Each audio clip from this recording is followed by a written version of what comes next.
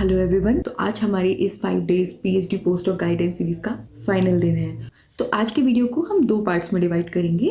पहले पार्ट में हम डिस्कस करेंगे कि ड्यूरिंग पीएचडी आपको क्या क्या चैलेंजेस आते हैं और उनको किस तरह से ओवरकम करना है, और दूसरे पार्ट में हम डिस्कस करेंगे कि पोस्ट डॉक का एप्लीकेशन प्रोसेस किस तरह से रहेगा और आपको किस तरह से आगे के लिए, फ्यूचर के लिए प्रिपेयर करना है। तो फर्स्ट पार्ट जो है कि कॉमन पीएचडी चैलेंजेस क्या क्या होते हैं और उन्हें किस तरह से ओवरकम करना है, इस पार्ट को हम कुछ सब सेक्शन में डिवाइड करेंगे, जैसे कि इम्पोस्टर सिंड्रोम को किस तरह से फेस करना है, राइटर ब्लॉक्स को किस तरह से फेस करना है, किस तरह से ओवरकम करना है, अपनी रिस्पॉन्सिबिलिटीज़ को किस तरह से बैलेंस आउट करना है। उसके बाद हम डिस्कस करेंगे फर्स्ट ईयर में किस तरह से बैलेंस करना है अपने कोर्स वर्क को प्लस अपने रिसर्च शेड्यूल को, किस तरह से अपना रूटीन मैनेज करना है। उसके बाद हम डिस्कस करेंगे कि फर्स्ट पेपर को आपने किस तरह से राइट करना है और क्या क्या चीज़ें आपने अपने माइंड में रखनी है, क्योंकि फर्स्ट पेपर बहुत इंपॉर्टेंट होता है। उसमें हमें पता नहीं होता क्या क्या चीज़ें करनी है, किस तरह से हमने आगे बढ़ना है। बट अगर आपका फर्स्ट पेपर अच्छे से पब्लिश हो जाता है, उसके बाद आपके बाकी पेपर बहुत ईजी हो जाते हैं आपको मैनेज करने, क्योंकि आपको पता होता है किस तरह से आपने लिखना है, किस तरह से उसको डिफरेंट पार्ट में डिवाइड करना है। तो हम यहाँ पर इनिशियली बस फर्स्ट पेपर के लिए डिस्कस करेंगे। उसके बाद आपके बाकी के पेपर्स भी आपने सेम तरीके से लिखने हैं, सेम तरह से प्रोसीड करना है, एंड इन दी एंड आपने थीसिस भी सेम तरीके से लिखना होता है जिस तरह से आप अपना फर्स्ट पेपर का ड्राफ्ट लिखते हैं, बस उसका थोड़ा एक्सटेंडेड वर्जन होता है वो। तो ठीक है, हम स्टार्ट करते हैं कि कॉमन चैलेंजेस क्या क्या आते हैं ड्यूरिंग पीएचडी और उनको हम ओवरकम किस तरह से कर सकते हैं। सबसे पहले मैं आपको बता दूं कि इम्पोस्टर सिंड्रोम जो है वो रियल है। तो हर पीएचडी स्टूडेंट कहीं ना कहीं किसी ना किसी फेज़ में ये चीज़ ज़रूर फील करता है। उसे ऐसा लगता है कि शायद मैं बहुत अच्छा नहीं हूँ, या फिर मैं यहाँ बिलोंग नहीं करता, क्या मैं पीएचडी डिज़र्व भी करता हूँ, या मैं इतना इंटेलिजेंट हूँ या नहीं हूँ। तो ये सारे question most of the time PhD student के इनिशियल फेज़ में उसके माइंड में आते हैं। तो इन चीज़ों से बहुत ज़्यादा टेंशन लेने की, घबराने की ज़रूरत नहीं है। अगर आपने मेरे स्टार्टिंग के भी वीडियोस देखे होंगे तो आपको उसमें क्लियर हो जाएगा कि स्टार्टिंग में ही काफ़ी सारे क्वेश्चंस थे जो आपने अपने आप से पूछे होंगे, किस तरह से प्रिपेयर करा है, आपने इतना सारा पेन लिया है, इतनी मेहनत करी है, और तब आप जाके पीएचडी में आपने एडमिशन लिया है, प्लस आपने मास्टर तक काफ़ी अच्छी स्टडीज़ भी की हैं। तो आप पीएचडी डिज़र्व करते हैं। सबसे पहले आपको पता होना चाहिए कि इम्पोस्टर सिंड्रोम है क्या। उसके बाद इसको फेस कैसे करना है, इसको ओवरकम कैसे करना है। इसको ओवरकम करने के लिए क्या करना है, आपको पहले पता होना चाहिए कि आपको फील क्या हो रहा है। आपकी जो नेगेटिव फीलिंग्स हैं उन सबको रिजॉल्व करने के लिए आपको अपने फ्रेंड्स से, अपने कलीग से बात कीजिए, अपने फैमिली से बात कीजिए, आपको जो भी प्रॉब्लम फेस हो रही है। मेरे साथ क्या होता था कि जब मुझे इस तरह की प्रॉब्लम आती थी तो मैं अपने पापा को कॉल करती थी, तो मेरे पापा से मैं डिस्कस करती थी, और मेरे पापा बहुत ज़्यादा चिल पिल रहने वाले इंसान थे। तो वो ये मुझे बोलते थे कि नहीं हो रही है बेटा तो तू घर आ जा।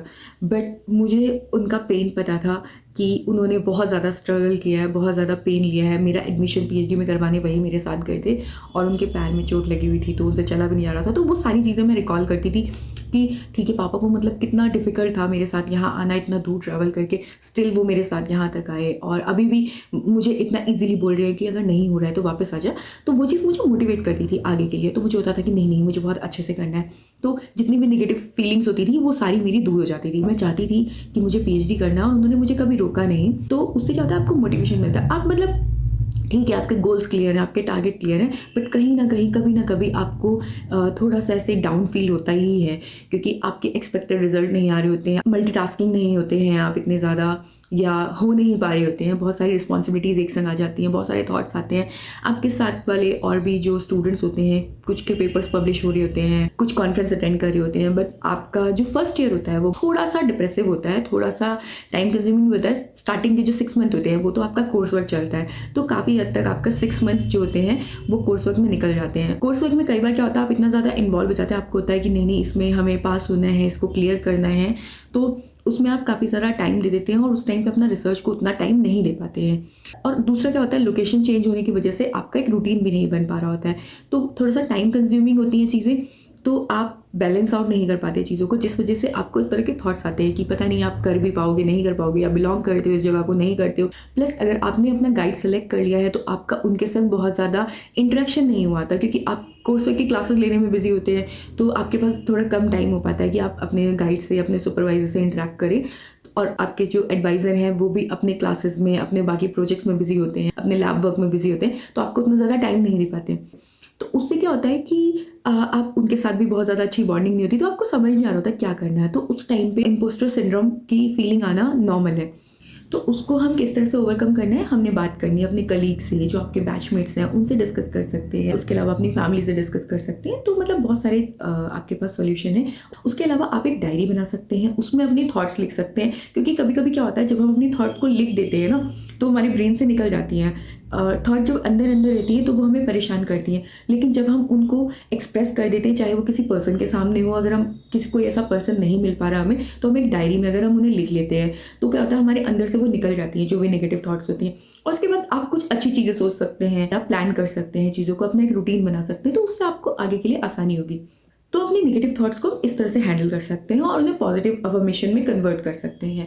उसके अलावा क्या होता है जब हमें लिखना होता है, पीएचडी में सबसे इंपॉर्टेंट होता है कि आपको थीसिस राइट करना होता है एंड में 200-250 पेजेस का। तो सबसे बड़ा एक जो ब्लॉक आता है, जो सबसे बड़ा hurdle most of the PhD student feel करते हैं कि उन्हें राइटर्स ब्लॉक बहुत डिफिकल्ट फील होता है, कि मतलब उन्हें ऐसा लगता है कि कैसे लिखना है, क्या लिखना है, शुरू कहाँ से करें, कुछ समझ नहीं आ रहा होता है। तो मैं यही सजेस्ट करूंगी कि जब आपका पीएचडी में एडमिशन हो चुका है, उसके बाद आपका कोर्स वर्क स्टार्ट होता है, उसके बाद आप डेली अपना एक रूटीन बनाएं कि डेली हमने 15 to 20 मिनट राइटिंग के लिए रख सकते हैं। तो आप स्टार्टिंग में 15-20 मिनट लिखेंगे, उसके बाद आपने जो भी मतलब आज काम किया, आपके काम से रिलेटेड बात कर रही हूँ, तो अपना जो भी स्टडी किया, जो भी आपको अच्छा लगा, तो उसको आपने लिखना शुरू करा, एक रफ ड्राफ्ट टाइप का, मतलब परफेक्शन की ज़रूरत नहीं है।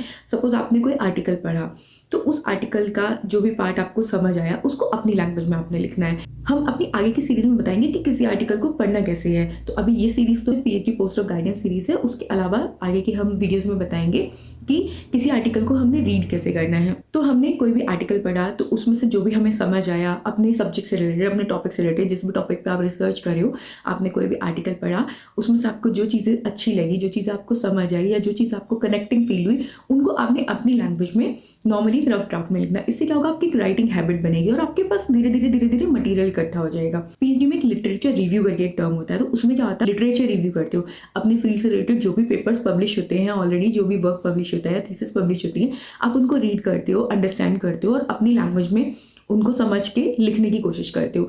तो आपके पास एक लिटरेचर रिव्यू रेडी हो जाएगा जब तक आपका कोर्स वर्क कंप्लीट होगा। इसका आपको बाद में बहुत ज़्यादा एडवांटेज मिलेगा आपकी पीएचडी कंप्लीट करने के टाइम।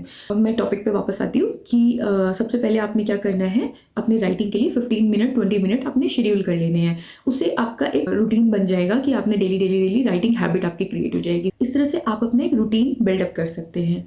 इसके बाद आप अपनी रिस्पॉन्सिबिलिटीज़ किस तरह से बैलेंस कर सकते हैं, क्योंकि जब आप पीएचडी कर रहे होते हैं, आपकी पर्सनल लाइफ होती है, आपके साथ बहुत सारे टास्क होते हैं, आपको कोर्स वर्क करना है, आपने पेपर रीड करने हैं, आपने अपने गाइड से इंटरेक्ट करना है, तो बहुत सारी चीज़ें होती है जो एक साथ आपके माइंड में चल रही होती है, आपकी लाइफ में चल रही होती है। कई चीज़ें आप सिर्फ सोच रहे होते हो बट कर कुछ नहीं पा रहे होते हो।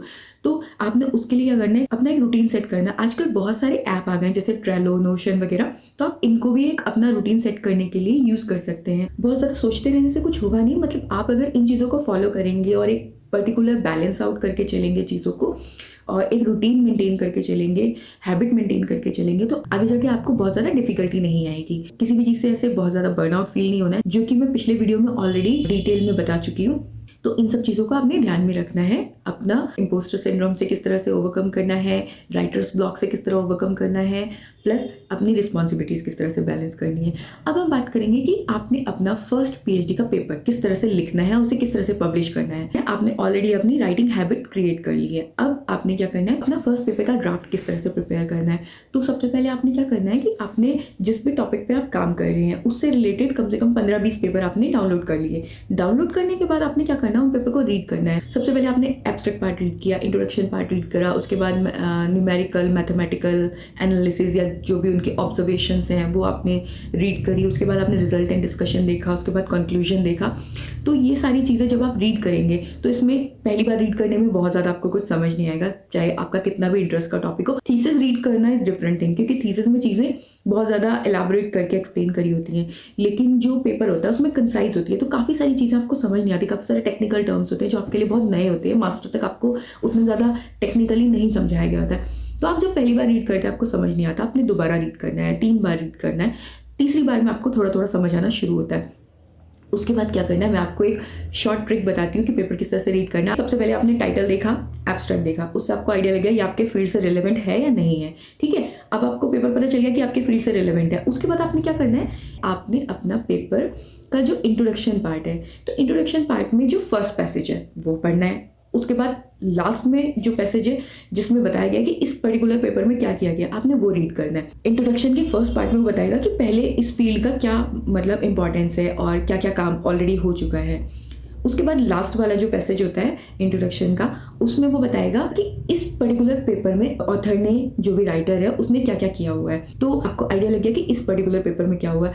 अब आपको उस पेपर से रिलेटेड और जो काम हुआ है वो आपको बीच के पैसेज में, सेकेंड थर्ड पैसेज जो भी होंगे उनमें आपको मिल जाएगा कि इस पेपर के रिलेवेंट मतलब सिमिलर टाइप का काम और किस किस ने किया, और जो भी इस पेपर में नया काम किया है वो उसने लास्ट पैसेज में ऑलरेडी मेंशन कर दिया, जो कि आप पहले रीड कर चुके हैं। तो आपको हाँ इंट्रोडक्शन के फर्स्ट पार्ट और लास्ट पार्ट से पता चल गया कि क्या इस पेपर में हुआ है, और बीच के पार्ट से आपको पता चल गया कि इसके सिमिलर काम कहाँ कहाँ हुआ है। तो अगर आपको, जैसे आपने 15-20 पेपर जो डाउनलोड किए थे उसमें से आपने 3-4 पेपर सपोज आपको सिमिलर टाइप के मिल गए और आपको वो लगता है कि हाँ इस टॉपिक पे मुझे काम करना है, तो उस टॉपिक पे आपने काम करना है। अब आपने उसमें जो बीच के जो पैसेज थे ना जहाँ पे सिमिलर काम हुआ था, आपने वो पेपर डाउनलोड करने हैं। तो ऐसे करके आपके पास फिर से 10-15 पेपर हो जाएंगे, हो सकता है 20 पेपर भी हो जाए। आपने फिर से डाउनलोड करने हैं, फिर देखना है कि अच्छा इसमें ये काम हुआ, ये काम हुआ, जो ज़्यादा रिलेवेंट है और आप जो करना चाहते हो उसके ज़्यादा रिलेवेंट है। एक चीज़ मैं भूल गई कि आपने फर्स्ट जो पेपर पढ़ा था, जो मैंने बताया कि उसका इंट्रोडक्शन पढ़ा, इंट्रोडक्शन का फर्स्ट पैसेज पढ़ा, लास्ट पैसेज पढ़ा, उसके बाद आपने कंक्लूजन और फ्यूचर स्कोप भी बता होता है। तो कंक्लूजन पार्ट में जब आप पढ़ेंगे तो आपको उसमें बताएगा कि इस पेपर में क्या चीज़ हुई और क्या चीज़ रह गई है। तो वहाँ पे आपको आइडिया लग जाएगा कि आप इसमें क्या कर सकते हैं। जैसे फ्यूचर स्कोप लिखा होता है, कईयों में नहीं भी लिखा होता, but most of the paper में लिखा होता है कि हमने इसमें पेपर में ये काम किया है और ये इसमें और हो सकता है, फ्यूचर में इसका ये एप्लीकेशन है। तो सपोज आपको किसी पेपर के एप्लीकेशन पार्ट पे काम करना है तो आप वो चीज़ भी कर सकते हैं, वो आपको आइडिया इस पेपर के कंक्लूजन पार्ट से मिल जाएगा। तो इस तरह से आपको आइडिया लग जाएगा। बाकी अब मैंने आपको बता ही दिया था कि किस तरह से बाकी के पेपर डाउनलोड करने हैं। रीडिंग प्रोसेस सेम रहेगा।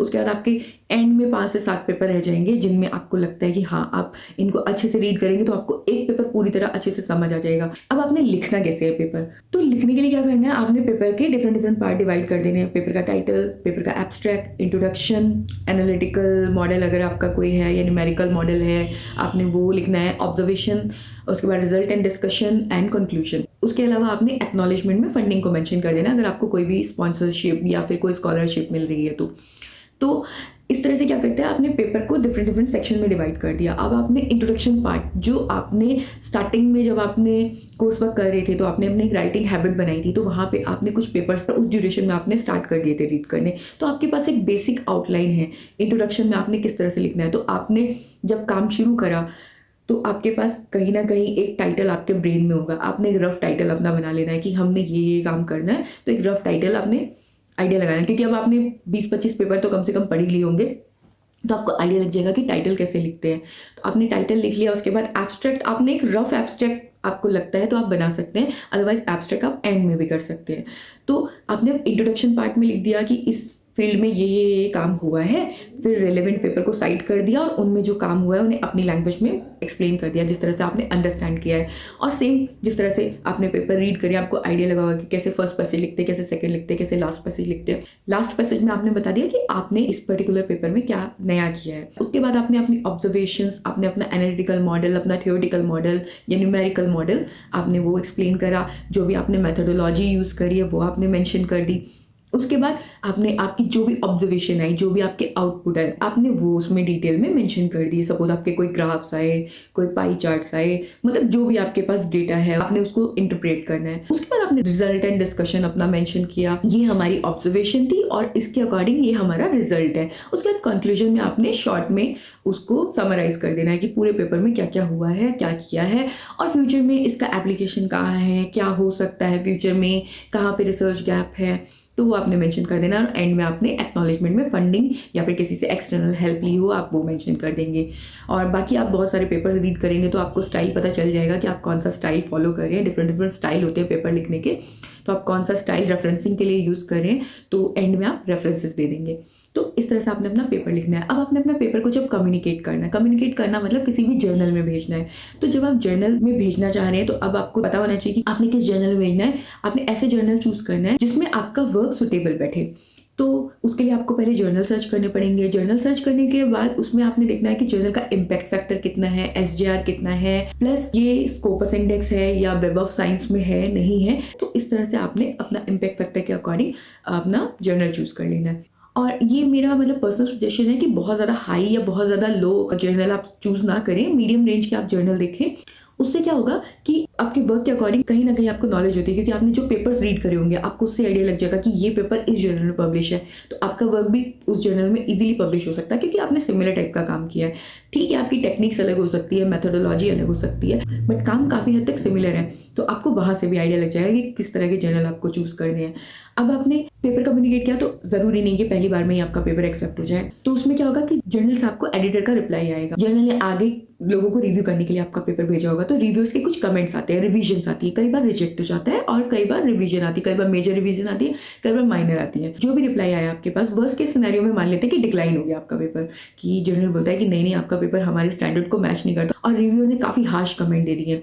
तो हो सकता है बहुत ही ज़्यादा हार्श कमेंट आए और आपको बहुत ज़्यादा दिक्कत होने लग जाए। तो मैं यही बोलूँगी कि इनको पर्सनली नहीं लेना है। वहाँ पे जो लोग बैठे हैं, हो सकता है कि उनको नहीं समझ आया हो आपका काम, या वो कुछ और एक्सपेक्ट कर रही हो, उनको नहीं समझ आया और सच में जर्नल के स्टैंडर्ड को मीट ना करता हो, उसके एक्सपेक्टेशन को मीट ना करता हो। मेरा जो फर्स्ट पेपर था वो मैंने जिस जर्नल में भेजा था वो कम इम्पैक्ट फैक्टर का था, फर्स्ट टाइम जहाँ पे मैंने भेजा था, वहाँ से मेरा फर्स्ट पेपर डिक्लाइन हो गया था। उसके बाद जब उस रिव्यूअर के कमेंट को मैंने ध्यान दिया और अपने पेपर को इम्प्रूव किया, तो मेरा जो पेपर था उससे हाई इम्पैक्ट के जर्नल में इजीली पब्लिश हो गया था। माइनर रिवीजन आए थे, वो मैंने करेक्ट करके within a week resubmit कर दिया था और वो इजीली पब्लिश हो गया था। तो मतलब इन चीज़ों से डिप्रेस नहीं होना है, इनको पर्सनली नहीं लेना है, उनको ओपन माइंड के साथ लेना है कि ठीक है इन्होंने ये कमेंट्स दिए, इससे हमारे पेपर की क्वालिटी इंप्रूव होगी, और उसके बाद हो सकता है आपका पेपर भी उससे ऊपर के इम्पैक्ट फैक्टर में पब्लिश हो जाए।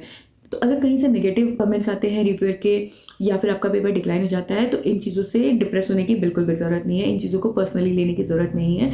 ये सब मतलब PhD की ड्यूरेशन में चलता रहना है। तो आपने क्या करना है, अपने पेपर जर्नल में प्रोसीड करना है, आगे को कम्युनिकेट करना है, और उसके बाद रिव्यूअर के जो भी कमेंट आने हैं उनको एनालाइज करना है और अपने पेपर को इम्प्रूव करना। कभी कभी क्या होता है कि रिव्यूअर के कमेंट से आप अग्री नहीं करते, कभी कभी रिव्यूअर क्या करते हैं, कुछ अलग से ही कमेंट्स दे देते हैं, तो वो आपके पेपर में मैच ही नहीं होते। तो ज़रूरी नहीं कि उनके कमेंट्स के अकॉर्डिंग अपने पेपर को चेंज कर लेना है।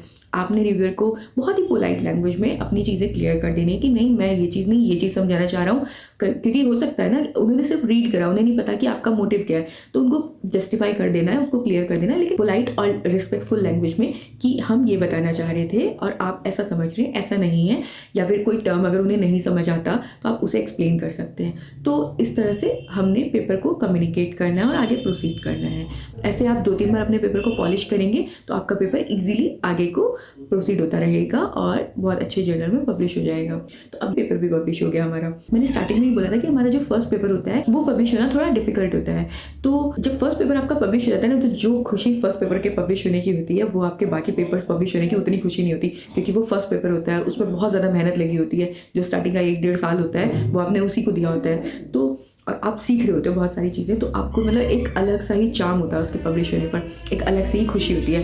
उसके बाद सेकंड, थर्ड, फोर्थ जो भी आपके जितने भी पब्लिकेशन, जो भी आपके पेपर्स आएंगे उनके लिए ठीक है आपको खुशी होती है, बट हाँ फर्स्ट पेपर का चार्म अलग होता है। तो उसको जब वो पब्लिश होता है ना, तो उसको पूरे दिल से फील कीजिए, खुशी मनाइए, अपना सेलिब्रेट कीजिए। आपने एक माइलस्टोन अचीव किया है तो उसको अच्छे से सेलिब्रेट कीजिए। उसके बाद आपके जो बाकी के पेपर्स हैं प्रोसेस सेम रहने वाला है, आपको काफ़ी सारी चीज़ें पता चल जाएंगी। फर्स्ट पेपर जब आपका पब्लिश होगा तो आपने इजीली बाकी की चीज़ें प्रोसीड करनी है। सेम चीज़ आपने थीसिस भी सिमिलर तरीके से राइट करनी है, उसको हम बाकी किसी वीडियो में डिस्कस करेंगे। अगर आपको लगता है कि थीसिस के बारे में भी हमें डिस्कस करना चाहिए तो आप कमेंट सेक्शन में बता सकते हैं, तो उसके लिए हम अलग से एक वीडियो बना देंगे। तो ये तो हो गया फर्स्ट पार्ट। अब हम सेकंड पार्ट में डिस्कस करेंगे कि किस तरह से हमें पोस्ट डॉक के एप्लीकेशन के लिए प्रिपेयर करना है, प्लस फ्यूचर के लिए किस तरह से प्लान करना है, ताकि आफ्टर PhD हमें लेफ्ट आउट फील ना हो। तो आपने ड्यूरिंग PhD ही ये सब चीज़ें भी सोचनी है। तो जैसे ही आपके कुछ पेपर्स आ जाते हैं, आपके टॉपिक पे कमांड बन जाती है, तो उसके बाद आप पोस्ट डॉक के लिए प्रिपेयर करना शुरू कर दीजिए। उससे क्या होगा कि जैसे ही आपका PhD कंप्लीट होगा, और हो सकता है आपका PhD कंप्लीट होने से पहले ही आपके पास पोस्ट डॉक के ऑफर्स आ जाएं, क्योंकि आफ्टर PhD जब आपको टाइम लगता है तो आपको उस टाइम पे थोड़ा डिप्रेसिव फील हो सकता है। इसलिए ड्यूरिंग PhD अगर आप प्रोसेस स्टार्ट कर देंगे तो आपको बाद में इतनी ज़्यादा प्रॉब्लम नहीं आएगी। प्लस पोस्ट डॉक में जो भी मेंटर होते हैं उनको ये चीज़ बहुत अट्रैक्ट करती है कि ड्यूरिंग PhD ही स्कॉलर काफ़ी इंटरेस्ट ले रहा है आगे की रिसर्च में ही, तो काफ़ी एक्टिव है ये अपनी चीज़ों को लेकर। तो अब हम डिस्कस करेंगे कि पोस्ट डॉक के एप्लीकेशन के लिए आपने करना क्या। काफ़ी चीज़ें सिमिलर हैं जो आपने PhD के कि एप्लीकेशन के टाइम करी थी। सबसे पहले देखना है कि आप फ्यूचर में क्या करना चाहते हो और उस टॉपिक पे कौन कौन सी यूनिवर्सिटीज़ या कौन कौन सी लैब में काम हो रहा है। तो आपने पहले इस तरह से अपना रिसर्च स्टार्ट कर देना है कि कहाँ कहाँ आपके फील्ड में काम हो रहा है और आप किस काम में इंटरेस्टेड है। मेरी बेटी आ गई थी तो आगे की चीज़ें हम इसके साथ कंटिन्यू करेंगे। अकेले वो थोड़ा सा परेशान हो रही है। तो आपने अब चूज़ कर लिया कि आपने कहाँ से पोस्ट डॉक करना है, किसके अंडर करना है। तो अपने मेंटर के बारे में भी सिमिलर तरीके से जैसे आपने पीएचडी में डिसाइड किया था, अपना मेंटर पोस्ट डॉक के लिए भी चूज़ कर लेना है। पोस्ट डॉक के लिए क्या होता है, कनेक्शन बनाना बहुत इंपॉर्टेंट होता है। तो आप क्या करेंगे, आप डिफरेंट कॉन्फ्रेंस अटेंड कीजिए। और कॉन्फ्रेंस में मतलब ऐसा नहीं कि सिर्फ अटेंड करनी है, आप वहाँ जाके अपना पोस्टर प्रेजेंट कीजिए, अपना पेपर प्रेजेंट कीजिए। और वहाँ पे जितना भी जो भी क्राउड आया है, वहाँ पे काफ़ी सारे इन्वाइटेड स्पीकर्स होंगे, काफ़ी सारे आपके सीनियर्स होंगे, उनसे डिस्कस कीजिए। क्योंकि कॉन्फ्रेंस जो होता है वो ऐसा चांस होता है कि आपको वहाँ पर डिफरेंट एक्सपर्ट्स आपके फील्ड के मिलते हैं और उनसे आपको बात करने का मौका मिलता है। वहाँ पे बात कीजिए उनसे। सपोज कोई ऐसा एक्सपर्ट आया है जो आपके फील्ड में ही काम कर रहा है और फ्यूचर में आप उसके लैब में काम करना चाहते हो, तो आप उस कॉन्फ्रेंस का फ़ायदा उठा सकते हो और उनसे डिस्कस कर सकते हैं कि वो किस किस काम में इंटरेस्टेड हैं या उनके किसी पेपर को आप डिस्कस कर सकते हैं। तो ये काफ़ी इंप्रेसिव होता है। तो फ्यूचर में जब आपको उनके साथ उनके ग्रुप में ज्वाइन करना होगा तो बहुत ईजी रहेगा। मैंने जो कॉन्फ्रेंस अटेंड की थी अपनी ड्यूरिंग पीएचडी, तो उसमें मुझे काफ़ी सारे एक्सपर्ट इस तरह के मिले थे जो मेरे फील्ड में काम कर रहे थे। तो मैंने जब कॉन्फ्रेंस में उनसे उनके पेपर्स वगैरह उनका काम डिस्कस किया, तो मेरे पीएचडी खत्म होने से पहले ही मेरे पास एक पोस्ट डॉक ऑफर था। बट हाँ, उसके बाद मैंने आई थिंक 2 या 3 जगह अप्लाई किया था, जिसमें से मेरे पास 2 जगह से ऑफर लेटर आ गया था पोस्ट डॉक के लिए। मैंने अपनी कुछ सीनियर से डिस्कस किया था जिन्होंने बोला कि उन्हें तो पोस्ट डॉक के लिए 100-150 एप्लीकेशन उन्होंने भेजे थे और कोई रिप्लाई नहीं आया था। बट मुझे नहीं लगता, मेरा एक्सपीरियंस ऐसा नहीं रहा था क्योंकि मैंने कॉन्फ्रेंस अटेंड की थी, वहाँ पे जाके एक्सपर्ट से डिस्कस किया था। बट हाँ, कॉन्फ्रेंस जो अटेंड करेंगे अपने फील्ड के रिलेवेंट ही अटेंड करें। ऐसा नहीं कि कोई भी कॉन्फ्रेंस जाके अटेंड कर रहे हैं और किसी से भी कुछ भी बात कर रहे हैं। ठीक है, कनेक्शन बनाना इंपॉर्टेंट है, लेकिन अगर आपने उस फील्ड में रिसर्च करना है तो पर्टिकुलरली उस फील्ड की कॉन्फ्रेंस अटेंड कीजिए और वहाँ जाके एक्सपर्ट से मिलिए। ऑलरेडी मैं आपको बता चुकी हूँ कि आपने इस तरह से अपने पोस्ट डॉक के लिए लैब और अपना मेंटर सेलेक्ट करना है।